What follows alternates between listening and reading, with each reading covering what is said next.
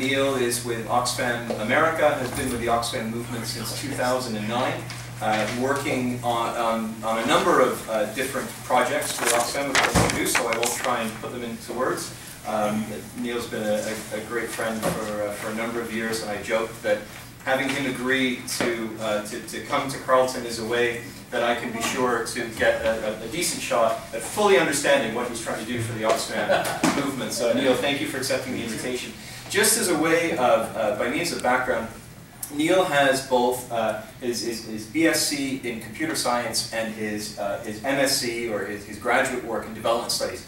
So Neal really is uniquely placed to be able to bring together the technical and the thematic challenges of information management and the use of technology in development, but more generally within the Oxfam movement.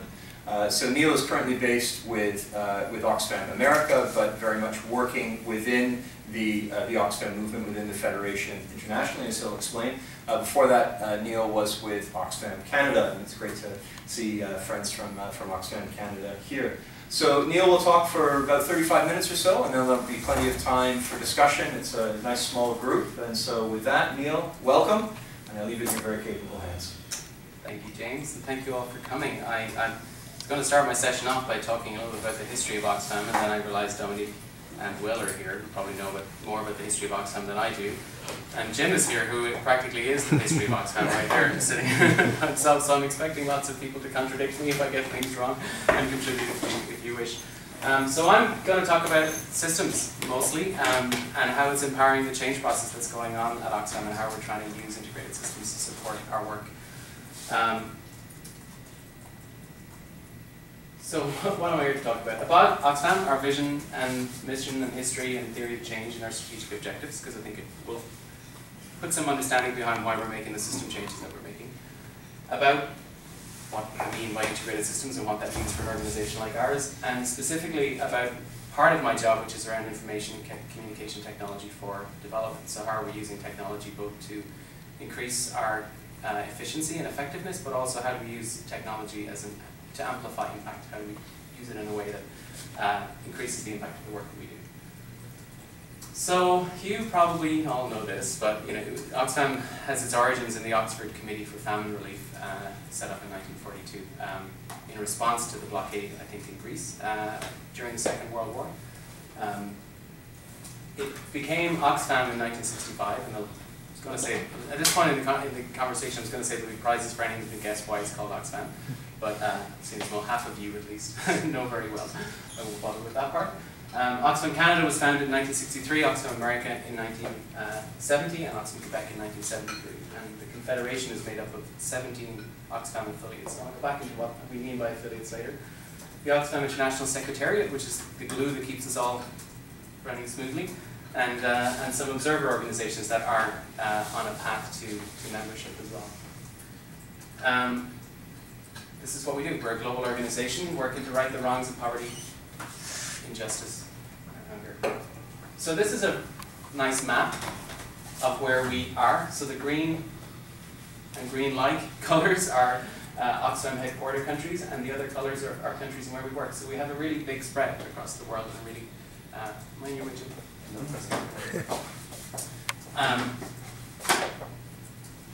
So our purpose, our vision is a just world without poverty. A world where people are valued and treated equally, enjoy their rights as full citizens, and influence the decisions that they make that are affecting their lives. Our purpose, you know, You should quiz him on it. I should help create lasting solutions to the injustice of poverty. This is the stuff you can see on the website, but it is important because it does drive a lot of how we organize ourselves and organize our work. We take a rights-based approach, the right to life and security, that everyone has the right to sustainable livelihood, to essential services, the right to be heard, and the right to an identity. And that's the framework in which we do all of our planning and all of our strategy, and all of our activities. I was going to call this this talk, inside the sausage factory, because a lot of people can see organizations from the outside and read this kind of stuff on the website. It's sometimes important to understand how the sausages are made and how it all happens on the inside. Sometimes it's not as pretty as we'd like it to be, but it is. We are all still very proud of the sausages that we produce. So, our theory of change is really about power. We see the interaction between active citizens and accountable states as fundamental to human development. And we recognize that development is really about power and this progressive redistribution from the haves to the have-nots. So the starting point for a lot of our work, all of our work really, is the power analysis. How can we have an impact on the power analysis? How can we go in, support our partners, have an intervention in the work that they do, and then change the dynamics for the good. We see our role as being an enabler for transformational change. A lot of nice words there. Opening political spaces, building capacity, sharing technical expertise, raising funds, public support, leveraging our resources to be a multiplier of funds. And that's another theme I'll come back to when we start talking about technology, because we're also trying to use our resources to have a multiplying impact on the work we do.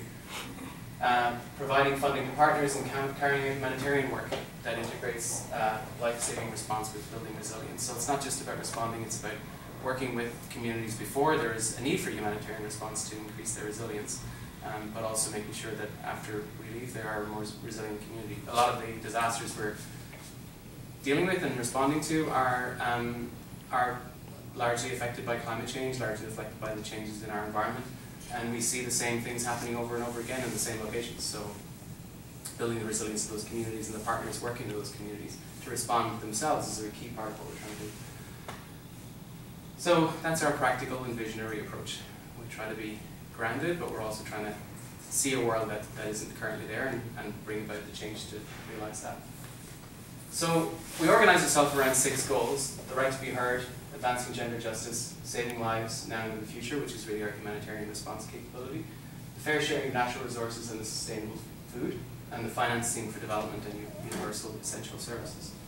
We also have 6 internal change goals, and this is where most of my work is concentrated. So our current strategic plan is the one that's highlighted here, the power of people against poverty. And a lot of what we're doing over the next, well, how many years are left in our 6-year strategic plan, is to look at both those external change goals, and this is the work. This is how our work is presented to the world. But also, how are we working? Are we the most effective, most efficient organization we can be? Are we retaining the staff that we need to retain? Are we cost effective? Do we have an income strategy that supports our objectives? Are we aligning our work around this worldwide influencing network, which is a key change process that we're undergoing, which is looking at the work that we do and trying to align all of the specialties of the campaign team, the advocacy team, the program team, the humanitarian team around a common objective, so that we have those dimensions in all of the work that we do. And then program quality, monitoring, evaluation, and learning is a key component too.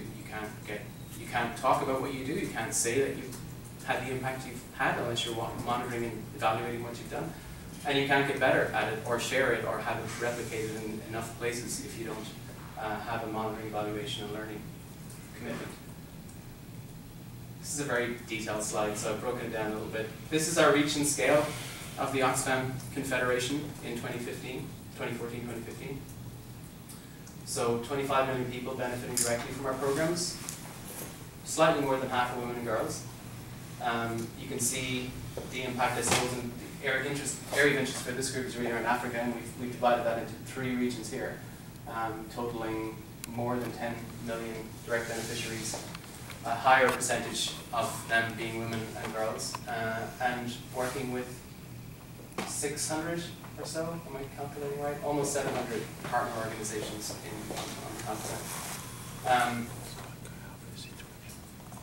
We got these nice statistics so we can talk about who we work with, and it's more than half of our national NGOs, but we also work with academics, with local governments, organizations, with other international NGOs, with coalitions of networks, coalitions and networks. Specifically, we've isolated women's organizations, so 7% of our funding and non-funding relationships are with women's organizations. And this is kind of the end of year report for us. Like, what are we doing about these things that we say we want to do? What are we doing about the right to be heard? What are we doing on the natural resources? How many organizations are we working with? How many beneficiaries are we talking to or dealing or supporting? How many primary change agents are we really having an impact on? So this is our scorecard every year. Now, these are, you know, quantifiable things. What's the change we're bringing in the world? It's a much harder question, but it's one we're also trying to grapple with. And I can give a copy of this if anyone wants to see it later. But I thought I'd just do this piece, because this is all the, you know, stuff you can get from the public website about how we do what we do. But I thought I'd better talk about why I'm there, and why I've stayed there, and why I continue to be there. And the reason I love Oxfam, and that I chose to work for Oxfam in the first place, and that I really wanted to work for Oxfam in the first place, is kind of rooted in the holistic approach that we're taking to the problem of poverty. I worked for a humanitarian NGO at one point, I worked in Sudan with them. They were an amazing organization, but they were just boots on the ground, reacting to disasters. They didn't have a mandate or interest really in doing long-term, any kind of work that would change the conditions under which those disasters happened. And I love that organization, don't get me wrong, they were an amazing group to work for, but I just felt that they were missing that piece, that you can't continue to put the band-aids on without seriously looking at why is the wound being caused in the first place. I also worked with an advocacy organization. I worked with Amnesty International at one point, and again, an amazing group of people to work with, an amazing mission, very much aligned with my values. But I also felt a little bit neutered in terms of what we could do to respond. They are very active and very proactive in their advocacy work, but there's a limit to what they can do. I think Oxfam tries, for want of maybe more sense, to do it all. We do work in humanitarian contexts. We respond to disasters. We do work in program work, so we work with communities. We work with their resilience. We try to make sure that they're prepared for disasters, but we also work in terms of long-term development support and changing the conditions of their lives. We also invest a lot of money in policy and campaign work. We try to change the conditions under which these things occur. We have a very holistic approach, and we attack the problem of poverty, I think, on every front that it can be attacked. And I really do think it's the most honest approach. Now, it means that we're stretched pretty thin at times, and if you want to unpack what it means to invest in policy or invest in campaigning, it's often stuff that your donors don't want to pay for. Everyone wants to give you $10 or $100, and for every single one of those dollars to get to a humanitarian or development context or impact.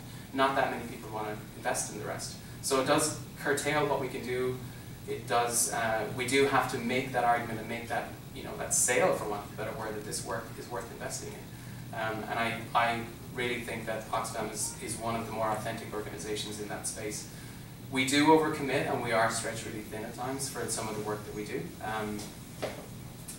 But that's why I'm there. Okay, here's all the fun stuff. Well, fun for me, maybe not fun for anybody else. So I adopted what I call a rights-based approach to systems. So you've seen Oxfam's rights-based approach. I found when you're working in information technology or working in systems or working even in change processes, adopting the language of the organization that you're working with is very essential. So I actually adopted this when I worked with Amnesty around their use of systems. And a rights-based approach to systems is really around thinking about the people who use your systems and what rights they have, and how does that change the priorities of the work that you're doing, and how do you reflect their rights in your prioritization. But start with why integrated systems. So if you can imagine, there's 17 Oxfam affiliates and Oxfam International, and they're all separate legal entities. Meaning that we all have our own boards, we all have our own budgets, we all have our own accountants and people who, you know, do all the work in auditing our accounts every year. We all own buildings or lease buildings. We have information systems that we've invested in over the years. So we're essentially 17 organizations, different organizations that are willing to come together to work. But the fact that we have Oxfam on the front door doesn't confer any other integration that would come with that. They were not set up as extensions of each other. They were all set up independently.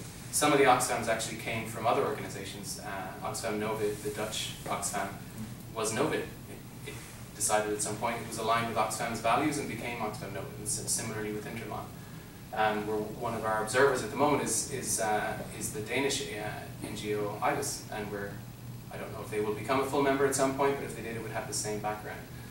So coming up with an integrated approach is difficult, because you've got 17 organizations, 10,000 staff, and about 50,000 volunteers across the world. We're in over 90 geographic locations, which, you know, makes us into a very big multinational, but spread very thinly. But we also have very different sizes and capacity. Oxfam Great Britain has 5,000 staff, so half of the people who work for Oxfam work for one of the organisations. Oxfam France has 30 staff, a little less than 30 staff. So they're completely different types of organisations, and they have completely different capacity, but yet they're equal affiliates in our context. We also have different business models. I don't know if you know this, but Oxfam Great Britain runs over 800 shops, second-hand and fair trade shops in the UK. Somebody said to me at one point that they had more shops than Marks and Spencer's in the UK. Now we have much smaller shops, but the breadth of shops was huge, and I never really got a sense of that, even coming from Ireland as I do. I never really got this sense of the systems that support that until I actually met the logistics manager for the Oxfam trading arm in Great Britain, and it's just this enormous network and this enormous pipeline of product that they have to get to the shops, that they have to sustain, sales systems, all kinds of things. Similarly, in terms of different sources of revenue, Oxfam America doesn't take any money from the US government, which makes us unique in the Oxfam Confederation in that most of the work that we do is supported by the home governments of the Oxfam themselves. Oxfam America has a position where we feel it gives us more independence to criticize and to comment on the work of the US government. And so all of our money comes from major donors and from public support, which has impacts on how we do our operation and impacts on how we do our work. And Oxfam Quebec, uniquely, is a volunteer sending agency. There's no other agency in the organization globally that sends volunteers. So very different types of organizations. We have differing back donors, which affect a lot of our work. Different systems for finance, human resources, project and grant management, monitoring, evaluation, fundraising. All the websites are run separately. But we have, as part of our evolution, this one Oxfam approach. So trying to run a single strategy per country or region. So this goes back to a project that was called SMS, but essentially comes from the challenge at one point of having multiple Oxfams in a program country. And I think the example I heard, or will quote, was at one point there were 7 Oxfams. Maybe Jim will correct me if I'm wrong in this. There were 7 Oxfams operating in Zimbabwe. They had 7 Oxfam head offices getting the funds, sending the staff, recruiting people locally, getting a building, getting an internet connection, hiring drivers, buying trucks, like whatever the work was, it was by 7. And that was really driven because the donors, but be it the governments, the home governments or the public, had expressed an interest and expressed empathy with the situation in Zimbabwe, and those 7 Oxfams were responding in that way. It just didn't come across as being very effective or efficient. The partners we were working with in the country had to deal with 7 different Oxfams for their funding sources. We were managing more than one building, more than one network, more than one internet subscription, more than one everything. And so we undertook this process of trying to align our work in the country so that we had a single Oxfam strategy per country. And partly to make our own work more effective, but partly to align our, to make the impact, I guess, on the partners that we work with and the change agents that we work with, make it easier. They just have one consistent strategy, one consistent organization to deal with. So that leads to one Oxfam country director, one office or network of offices, and really a one-stop shop for the partners and our primary change agents. Oops, something went on there. So in that context, if you think about a rights-based approach to systems, and you're a employee of Oxfam working in Zimbabwe, what are we saying that you have the right to? And we're trying to say, well, you have the right to a secure, ubiquitous, competent, consistent information system for you to do your work. Like, let's get the technology and the networks and all that stuff out of the way and let you get your work done. Comprehensive support. So you saw the map. We are all over the world. How do we make sure somebody has a phone that they can call to say, hey, my computer won't log in, or my mouse is broken, or I can't connect, what do I do? And really the right to not have any redundancy. If we're asking you to put data into 2 systems or 3 systems or 4 systems because Oxfam head offices want to see that in different systems, then we're not really making your life any easier. We're taking you away from the work that you're really good at and what we want you to do. So practically it means sharing office resources and removing that complexity, consistent dependability and dependable connectivity. This is something we've argued a lot for because internet is expensive in a lot of places you go in the world. And our argument was, well, we wouldn't put a nice 4-wheel drive out there without putting fuel in it. Why would we do that? We have these amazing assets in people, and we're not allowing them to connect to each other because we're not willing to pay for the bandwidth. And in most cases, possible exceptions being Sudan and Cuba, bandwidth can be got for a certain price. So we're trying to make the justification of what that price point is and how we can justify paying for it because of the impact of the connectivity and the collaboration that it facilitates. But our overall mandate is reducing and removing this diversity of systems where it doesn't add value to programs and campaigns. So how can we take away systems because we have too many of them? How do we make sure we don't, undermine the effectiveness of the organization, but align our systems so that they're having a singular impact? So yeah, diversity, we love it in general, but when it comes to systems, not so much. It's not really helping. So my work is stretched across 3 different themes. I'll just back up a little bit. So I'm running a project called FC3 because we love acronyms at Oxfam, and we love acronyms in development generally, and we love acronyms in IT, so I'm in the perfect place for me in the world really. FC3 stands for Find, Connect, Collaborate, Consolidate. So it's basically a collaboration project. We're trying to get a single platform that all Oxfam staff, in all the ways that they work, will be able to connect and work with each other. This might sound like a surprise, something we maybe should have had years ago. We have various solutions, various partial solutions, things that do a little bit of work for us, or work in a particular way for us, but they're old. Some of them are old, and they're not particularly effective. But if you're trying to unlock the potential, unlock the knowledge of anyone in that 10,000 person network, and recognize that the knowledge that we have as an organization is the value that we have to add, then how do you make sure that they can find each other and connect and collaborate? How do we get the systems out of the way? So if you're a gender officer working in Zimbabwe, and somebody has had a very innovative program in Peru, in the same area, how do we make sure that they can find each other? How do we get out of the way of being the interpreters of that? So that's a fun project, but a bit of a challenge given our structure because there's no legal entity to own it, right? Other than Oxfam International. So we're trying to establish some governance and some structures that never existed before. And the saying of that project really is one we stole from Hewlett Packard, which is if only Oxfam knew what Oxfam knows. We know that there are lots of really brainy, intelligent, creative people within our confederation, and we need to do more to unlock their potential. The other work is technology for development. This is kind of where my heart is, because this is what I did. My focus of my Master's in Development Studies was actually on technology for development, and if I was to talk about my thesis now, it would be so out of date even after what is it, 12 years, that it's laughable. We had, when I did my Master's degree, it was a great experience in University College Dublin, but I focused on how technology could be a development enabler. And one of the key constraints in technology rollout in developing countries, and particularly in the continent of Africa, was connectivity. And this was before the mobile revolution that has completely changed the world that we live in. But yeah, one of the papers I read said there's simply not enough copper left on the planet to create the wired network in Africa that exists in Europe or North America. That there wasn't enough copper. That's not a problem anymore.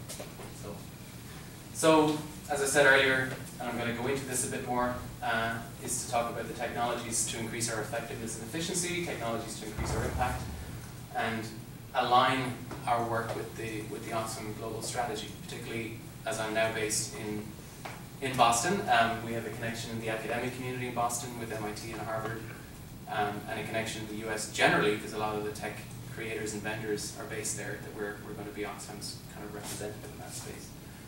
And then the other part of my job is just keeping the trains running at Oxfam America. I manage the team that runs the finance planning, business intelligence systems, human resources systems, and the internet. So yeah, it keeps me from being bored.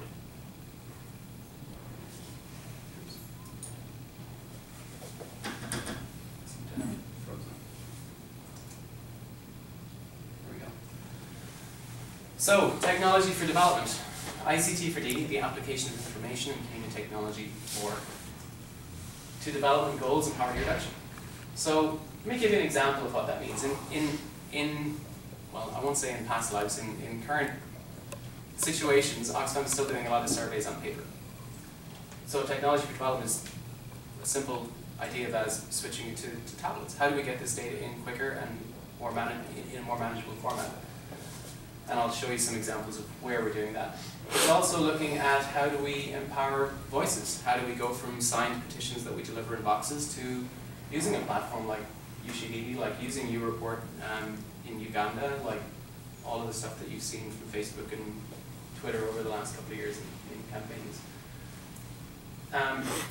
How do we use it as a change agent in terms of power? And the final one really is how do we use mobile money? How do we take cash out of the system if mobile money is more effective and efficient in empowering people?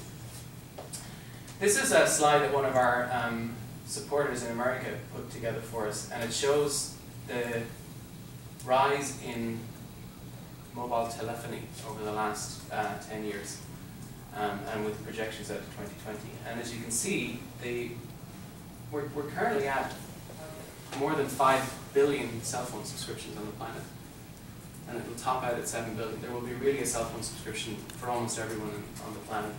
And you can see mobile data is taking the same curve as the capacity of the networks increases. This is really a game changer. Like, this is something that just, when I was doing my master's, this wasn't even an option. The idea that all of these little devices would be connected in this way is just an extraordinary change. And it's not just in the global north. It's in the continent of Africa too. The subscriptions within Africa at the moment are hitting 0.7 billion. There's 0.7 billion cell phone subscriptions. I don't know that there's 7 billion phones in the hands of people, but it's not that much less than that. And as you know, the population of Africa is 1.1 billion at the moment. And they're seeing that topping out at over 1 billion by 2020. So what that says to us is that our context has completely shifted. And if we recognize that poor people have agency, that they have, that they're smart managers of the limited funds that they have, and they're choosing to use technology in this way, what is our obligation to respond to that? How do we make that tool more valuable for them in their context? How do we use it to get money to them? How do we use it to amplify their voice? How do we use it to connect to them? How do we use it to get information to them? How can we change how we do our work to make that investment that they have made a more valuable investment? And that's kind of the core of what I'm trying to do with Oxfam America and more indirectly with Oxfam globally. So, yeah, I mean, I'll skip through this a little bit. Kind of highlights why this is such a transformational change. You know, this has occurred in areas where there really was very little bricks and mortar investment on the ground, but it really does transcend geography and income group. We are seeing it creates a reach that no other technology has ever had before. So some examples. So Oxfam America, and I'll speak for them because that's the example I have. I should know more about Oxfam Canada's programs, but it's been a couple of years now. We're working in the Tigray region in Ethiopia on a program to support water and sanitation, basically. Oxfam, as an organization, do distributions. So we would distribute hygiene kits, water kits, through our partners. And then there's usually what's called a post-distribution monitoring. So somebody goes out and checks who got what, did it go to the areas we thought it would go to, were there any problems in distribution, were there any problems with the products that were distributed. And in the old days, that would go out on a paper survey, and then someone would come back to the office and type it up in Excel, and then eventually someone would read all those Excels and write a report, and it would go into a PDF document. It's hard at any point in that transaction to make, or that transition to make decisions on that data. It depends on how many people are filling in the Excel documents, charts. Spreadsheets. What is that word? I know about tech. And you know, if your survey's been conducted in a particular region, there's an Excel for that region. How do you collate that information? So this is what we're doing now. This is hard to see, but this is an EFSL post-distribution monitoring survey that we did using a product called Mobenzi. Now Mobenzi works on a mobile phone or a tablet. It works offline. You can collect data when you're not connected to any network, which is a key part for us when we're working in the Tigray region. And this particular question says, did you receive hygiene items in the last 30 days? Yes or no? Now, there's a T-grade language version of this too, so it's not just limited to English language questions and answers. And that information basically goes straight into this web-based portal. As soon as that person's back in an area where they can get online, all that data is just sucked up into the system. And as you can see, and I'll go into more detail on this, these are actual results from one of the post-distribution monitors we did. So, yeah, 71.2% of the people said yes, that they did receive hygiene items in the last 30 days. But 28.8% said that they didn't. And this was an area where we expected the distribution to happen. So this is built in. This is all the same Obenzi web-based portal. We can go in and say, actually, okay, where are all those answers collected? What regions of Ethiopia were they collected? And can we drill down on the areas where people said no? So of the however many, 28% of no's that we got, this is where they actually all happened. And so this one seemed particularly high. The one said that is near the Awassa region, and we could see that, well, actually 21 of those 28 were all around this lakes region. Now, it's not that we're keeping an eye on our partners, it's not that we're trying to be big brother about this, but this lets us do something different. We can say somebody's gone and done a post-distribution monitoring survey in an area that we're working, and something has gone wrong. There's just 21 individuals are saying that they didn't receive any distribution. So this is real time. Like, as soon as that person comes back from that survey, staff in Ethiopia, staff in Boston, the partner staff themselves can actually see the results of this and do something. And that's a scenario where we just don't think that was possible before. There was just the manpower that would be, or womanpower that would be involved in collating that information to get to that decision point would not have been worth it. It's a really small example, but it does show a shift in how we do our work. In Senegal, we're running a Saving for Change program. There are 700,000 people in West Africa that are involved in Saving for Change programs that Oxfam America is sponsoring. Saving for Change is community-based financing, essentially. A group of women or a group of men and women will come together and commit funds to each other. And traditionally, this box here was the box in which they kept the group's money. And they would loan that money out to the members, and those members would pay it back in. They had, I'm told by the staff that work there, that the accounting system is very hard to understand, but they seem to get it right, and it's a very complex system that they have. Keys are held by 2 members so that nobody has access to the box. What we have been doing is trying to shift that money to mobile money. So you have this customer, what we call our customer journey, of people putting money in a box, and that shifting to people putting money on a cell phone, using mobile banking. The existing situation is there.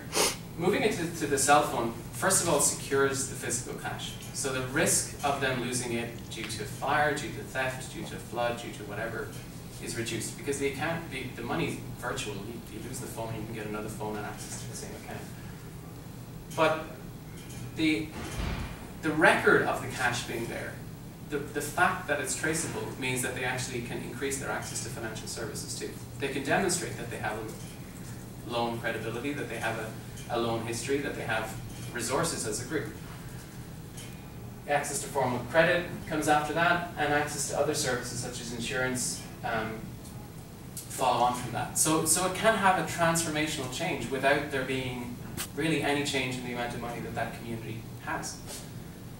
The other part that we've been looking at is whether or not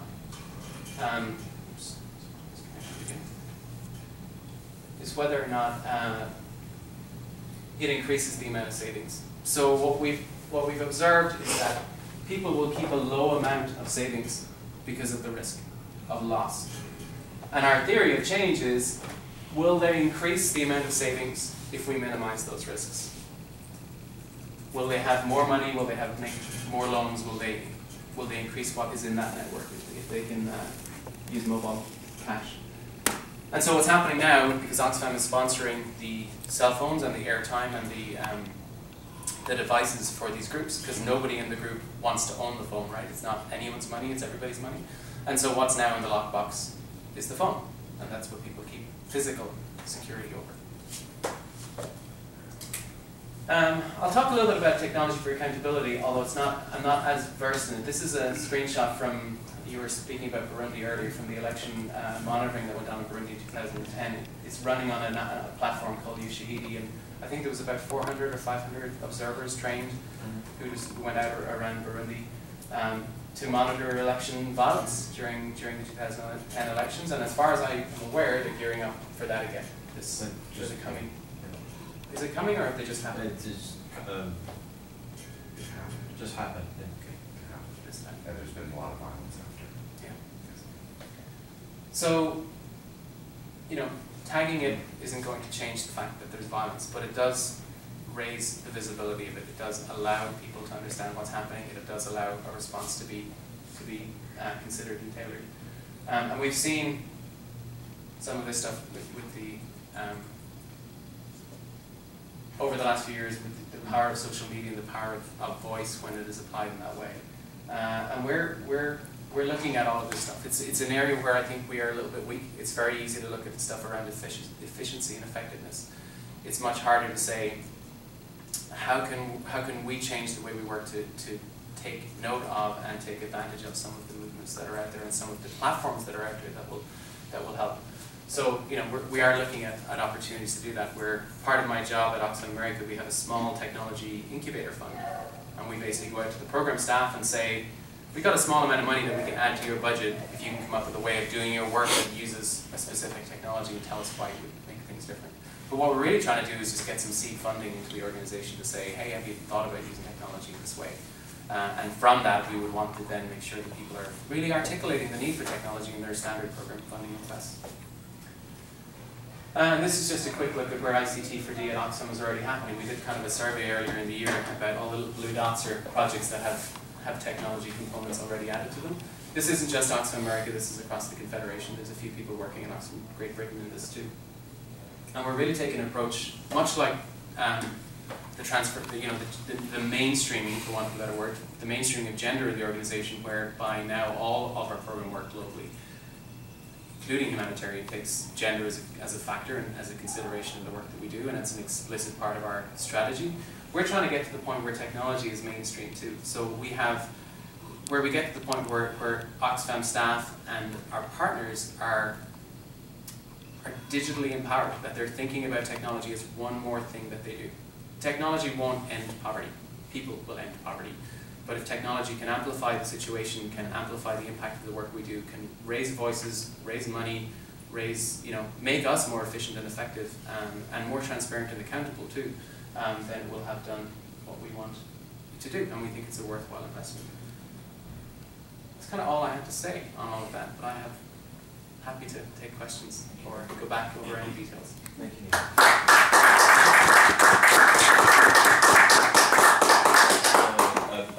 A wonderful presentation, very rich and very candid, and impeccably timed. So there's an academic in you yet.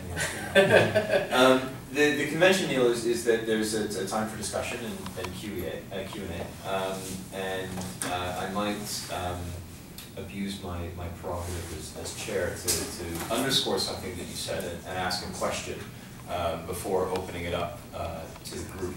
On your comment about how transformational mobile technology has been, in my own area of work on refugees, I remember being in the Dadaab camps in northeastern Kenya on the day that Safaricom extended coverage to that region of Kenya. That was in 2004. Right. And 10 years later, the use of mobile technology in terms of connection, money transfer, program engagement, I mean, it's unrecognizable. If we look at the way that mobile technologies are being used for cash transfers in the response to Syrian refugees in Lebanon and Jordan, some of the innovative programming there, mobile ATMs, for example, the World Food Program is delivering food vouchers through mobile technology. I mean, it really has changed the terrain, and so I think this overview for us in the research community gives us a lot to think about, of really revisiting some of the assumptions that we have about the role of information in development and humanitarian work. But the question that I wanted to ask is something that we started talking about 8 months ago when I had a chance to finish the conversation. So, and it's the question of how easy is it to make the pitch within this Oxfam confederation of the arguments of efficiency in terms of having integrated systems, of instead of having 7 different accounting systems in Zimbabwe, having one, instead of having 7 heads of office in Zimbabwe, having one. How easy is it to make that pitch, and what are the kinds of barriers to that kind of change? And it is especially interesting to hear the experience from Oxfam because it so closely mirrors what the United Nations system is trying to do with the one UN system.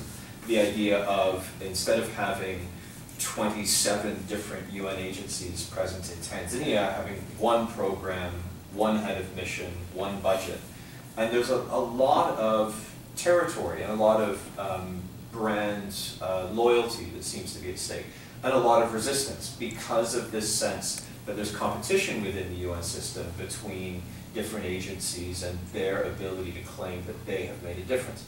And I wonder if within the UN system that there are perverse incentives that lead to that kind of competition.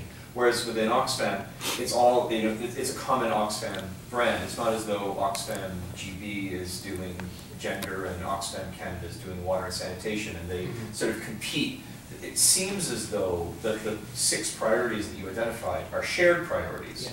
Does that make it easier to try and get buy-in on the idea of efficiencies working towards those common goals? Yeah, I think it does. I mean, the reality of what happens inside the sausage factory too can be a little bit, distressing. But I do think that Oxfam staff globally understand those six aims or those 6 strategic goals. I think it's very easy to have a conversation in that context about how that happens and how to move forward in that way.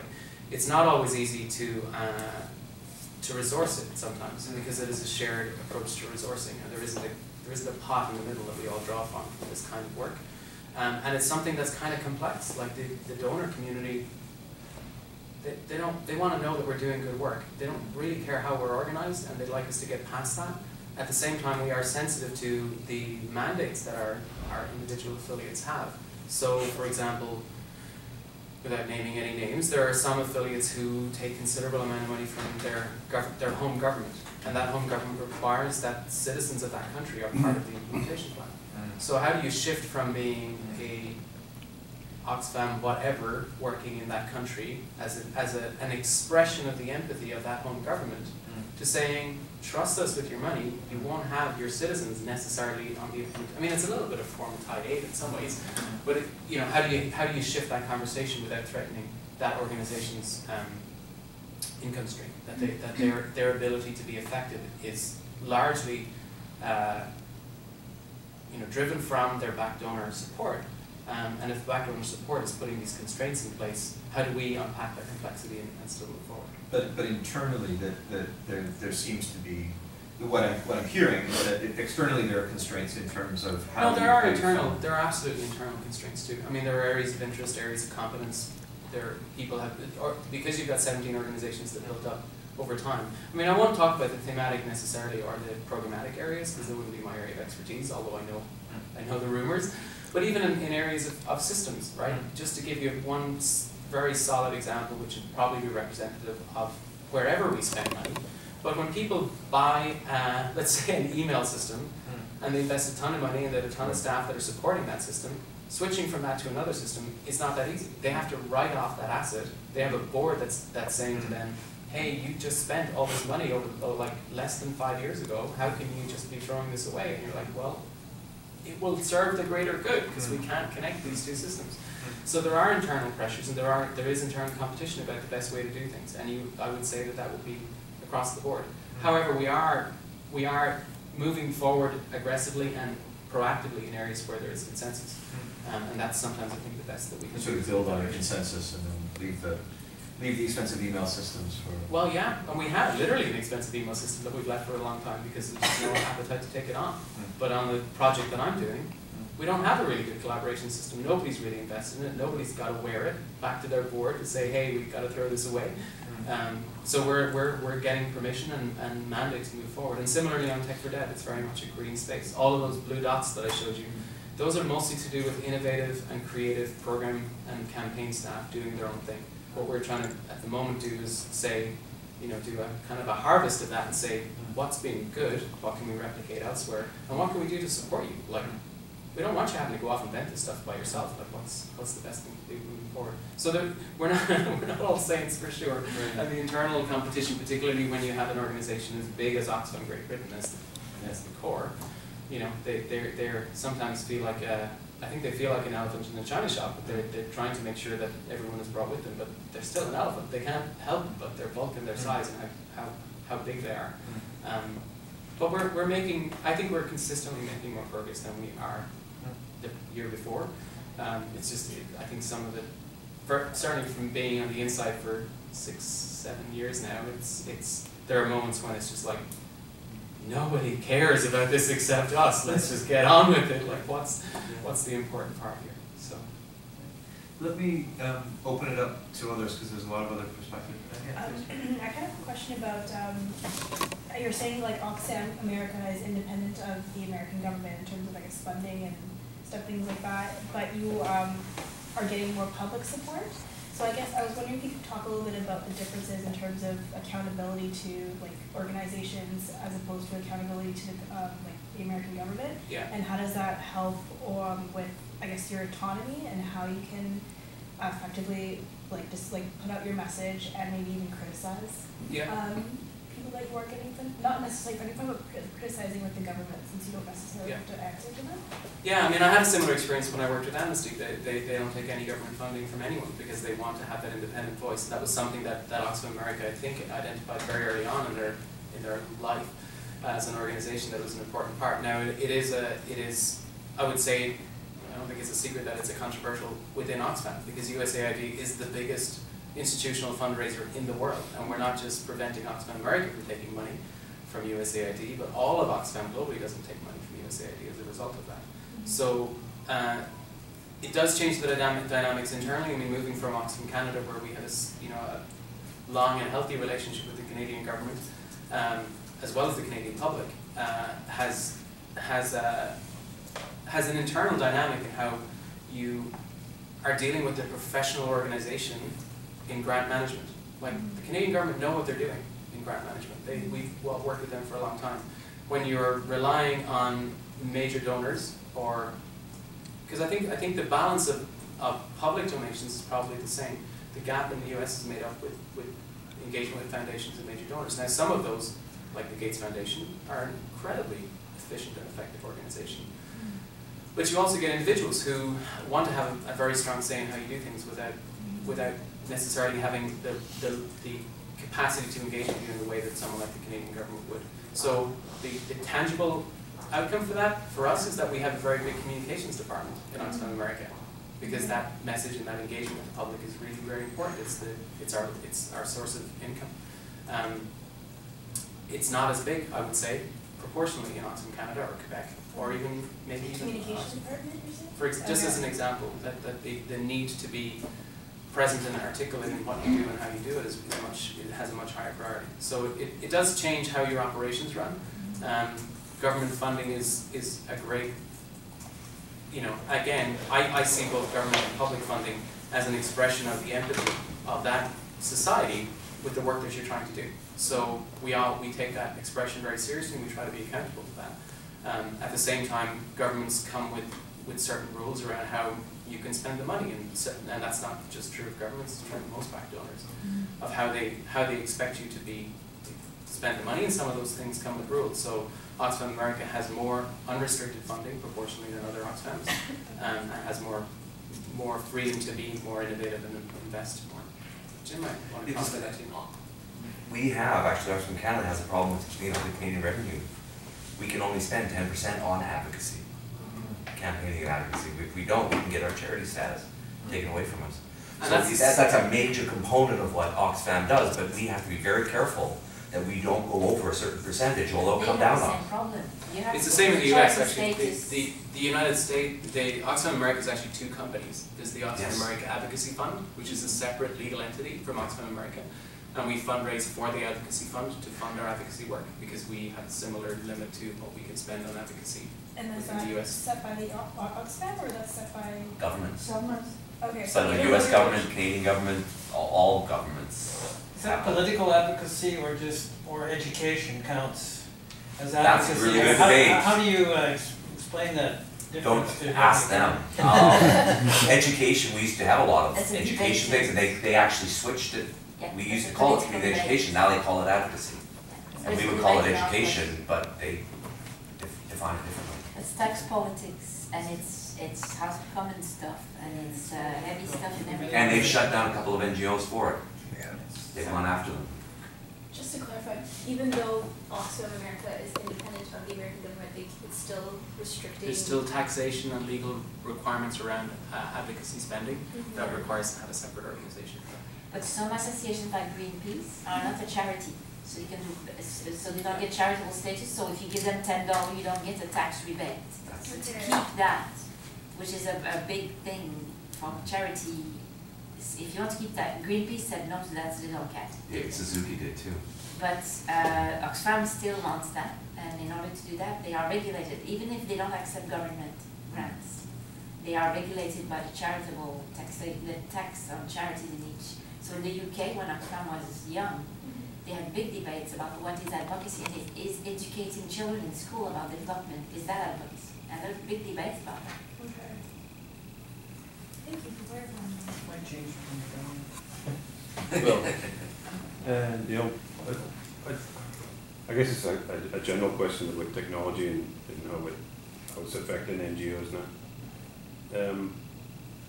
When Oxfam Canada reorganised and closed most of its regional offices, one of the arguments was, well, we have social media now, we really don't need those bases across the country. But there was a lot of queasiness about that argument with regards to democracy within the organisation and all the rest of it. I wonder if you see that reflected on the other end, on the recipient end, when you introduce this technology to groups that, for instance, you were talking about in Senegal, this group of, a lone group basically. How does that alter that dynamic? I mean, does that, community-wise, does it really change the community, or? I'm not sure I'm close enough to actually comment. I haven't really. I mean, I know of the work. I'm supporting the work. Some of the TIP funding that I'm managing is actually going to the work. That shift is an interesting question. We are trying to encourage it because of the impact. We do think. I mean, it does represent a shift in power relations sometimes too. The fact that, for example, technology in the hands of women is something that in some communities is not. They don't think that, you know, those mobile phone subscriptions are not two per family for the two adults. They're often one, and the phone is in the hands of the male. We had a program in Southeast Asia that wasn't a resounding success, to be frank. It was the Pink Phone Project, and it was around actually supplying pink phones because there was a perception that men wouldn't want to hold the pink phone. That it would be empowering for the woman to have it. In the end, I think there was a cultural mismatch there because they didn't really care about the colour of the phone, to be absolutely honest with you, so fail. But those kind of things, we do see that as a shift in the power dynamics as well, just because of how technology is perceived in that community and how technology is treated. But I don't feel like I'm answering your question because I'm not sure I fully have an answer. Can I maybe rephrase it in a different way? Because, you know, with the seed money that you talked about, and it's kind of a chicken and egg question. With these pilot schemes that you're seeing having an impact, is it where the technology is already present and used and in people's hands? So as opposed to distributing pink phones, to get the technology into people's hands. Yeah. As opposed to the technology is there, you know, a partner or a program office would say, we've got really good coverage in this area. given that this technology is in the hands of our change agents, Yeah. how do we now use it? I mean, is there thinking Yeah, on sort of the I different... mean, all of our work is about intervention where society or the government or the market has failed. Like, I think that's a key part of what we do. So where we introduce a technology, it's not that we're trying to get it to scale so that the whole country is now using mobile phones. Like, we're not a technology organization. What we're trying to demonstrate is that there's either a failure of the market or a failure of the government to recognize that. I'll give you one example, and it's not really a technology one, but I think it does illustrate the point. We're doing this program in Guatemala called Women in Small Enterprises, and we're basically not investing in the women, but providing loan guarantees for the women so that they can get credit from the market, from the banks, from the local banks that they work with.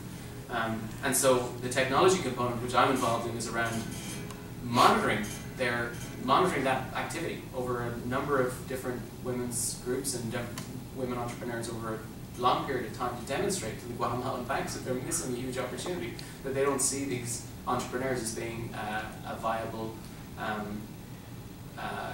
credit-worthy business to invest in, and we're basically intervening in that market and supporting that intervention with data and with statistics and with technology to illustrate that. So I think in most cases when we use technology, certainly in the programming context, it's about demonstrating relevance, but also recognizing, as you say, and amplifying the impact of the investment somebody else has made. There's a program, not an Oxfam one, in I think it's in Mozambique, that's partnered with the cell phone provider there, where the cell phone provider is offering free airtime and data time for a service that essentially you dial 123 and there's a selection of audio menus on everything from health to your government rights. And different NGOs are partnered with that initiative to provide the data, or provide the actual audio, like UNDP. I think it's in Mozambique. I can find more details of it for you. It's the 123 project. And an extraordinary partnership. Now, it does benefit that company because people are shifting to that cell phone company because they're the only ones offering the service. At the same time, it providing maternal health care for an illiterate woman, for example, is a complete audio selection process for what you might want to hear or have queries about. So, yeah, I think in general, it's not about introducing technologies as a thing. It's about recognizing that our context has completely changed, and it would be reckless, really reckless of Oxfam not to acknowledge that change and think about how we do our work to both amplify the impact of the work, but also to just be as effective as we possibly can. It's not, certainly the rhetoric we're using at the moment is that it would be reckless for us to not think about it at the very least. It is a transformational change in the world. Maybe just sort of talk about Canada, Oxfam Canada shut down those offices actually because of money, to be clear. The whole Canadian government, QSO, Oxfam, everybody shut down. Actual fact, I think Oxfam's idea would love to have community groups across Canada. Because I think part of our theory of change is actually working with communities and strengthening communities. And I think Neal's very much said about how do you use technology to actually strengthen those communities. It's not about individuals. How do you use those individuals to actually strengthen the communities? I'd love to see Oxfam still have an office in Victoria and in St. John's and in Halifax and in Moncton, because that's where the work is happening in Canada. The reality is the Canadian government said no, and in a sense the Canadian people said no too. It comes back to, we raise $100 from somebody, they don't want it going to organizing in Saskatoon. They want it to go to Burkina Faso or to Mozambique. So we're sort of in that, about how do you organize in development and be part.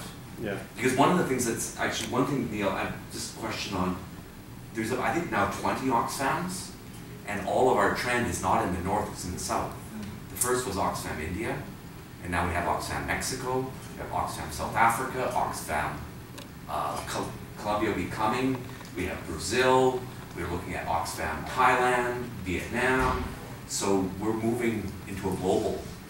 And so in a sense, technology, as I said, I think is absolutely key in being able to try and build and support community more than anything. Yeah, what I was trying to get at was the argument that social media replaces that sense of actual community, right? Oh yeah, yeah. None of what I've seen. I mean, I worked very closely with the social media team in Oxfam, Canada when I was there, and I'm not as connected to the one in the US.